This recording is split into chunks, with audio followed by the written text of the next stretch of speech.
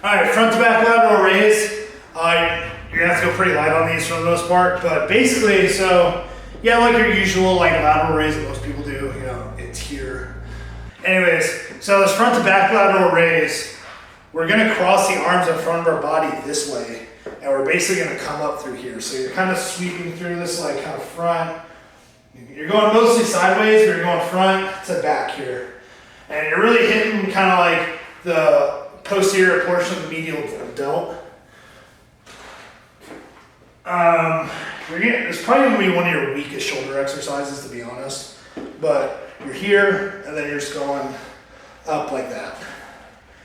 Across, and then up. If you have to single stack it, it's actually nice when you can single stack it because it gives you a little bit more freedom with kind of playing with the angles a little bit. So if you're trying to hit a little bit more rear delt, then kind of like with the glutes too, and it's kind of, you see a lot of similarities between the way the deltoid functions and the way the glute complex functions. So you kind of work through like this range of motion where you're going more straight back. That's going to be more rear delt. The rear delt functions a lot kind of in the sagittal plane, and it functions a lot in the transverse plane. Everything kind of in the frontal plane through here is going to be more medial delt. But yeah, if you want to bias more towards rear delt, you'll single stack it and kind of sweep more behind the body this way. If you want to kind of start shifting focus towards more this part of the delt, then you're going to come through here more. And then if you're going to go more this front portion of the medial delt or even the anterior delt, then you're going to go more back to front, and then the anterior delt's going to be more, you know, either up through here or kind of like these anterior delt flies. You're gonna come up this way. We're gonna do more separate videos on like a lot of different shoulder stuff in the future. But yeah, that's the way to set that up with the cable machine. If you don't have that, what I would do is, there's a dumbbell version of this. I really like this version the best. Downside is you can only do one arm at a time. So usually if I'm trying to get in and out of the gym really quick, I'll use the cables. If I'm crunched for time. If I have extra time, I'll do this version. Pretend this is a dumbbell. Same thing, for these ones, you're gonna actually hook the top foot on the bench. Here, you're gonna lay out to the side, and then you're gonna kind of like lay your body down a little bit. So that way, because if you stay sideways, you know, it's gonna be more just medial delt. But if we kind of angle our body forward a little bit this way, and we kind of hit that like front to back motion. And we're just gonna come up as far as our mobility allows. There's one main variation to do with this, and you can do it with the cables too. And I really like this too. So you're here, and it's gonna be kind of a row, and then you're just gonna press up. So this kind of allows you to work in through some external rotation.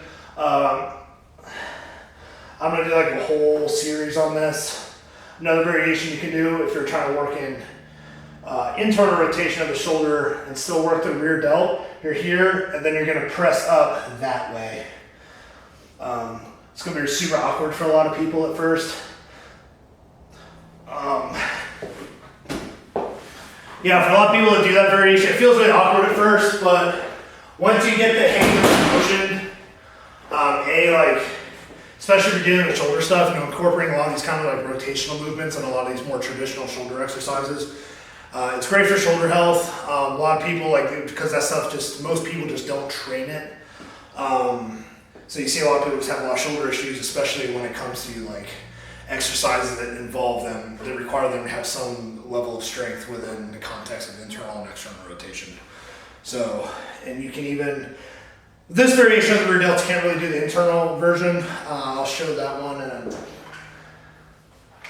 yeah, I think I'll show that one next. But if you want to do like the press version of it, so you're just kind of here, and all you're going to do is you're gonna pull out this way, and then you're going to press your arms out straight. So it's here. It's a pull to press.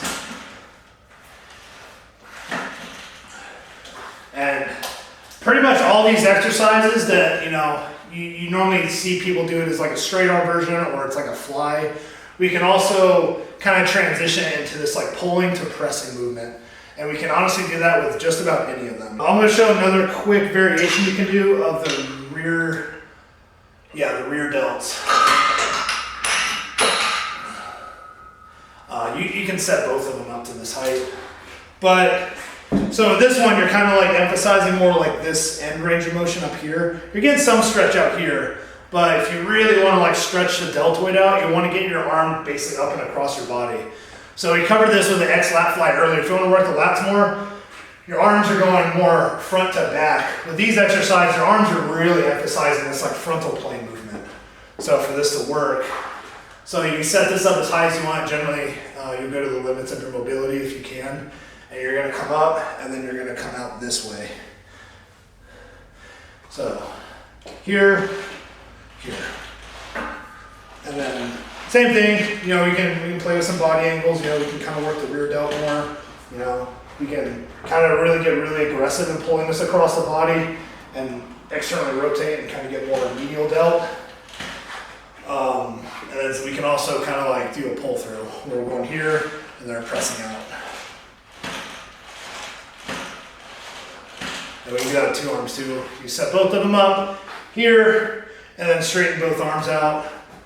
I was gonna say something, I don't remember what it was, but anyways, got any questions, hit me up in the chat if you have issues with it or anything like that, and I'll address those.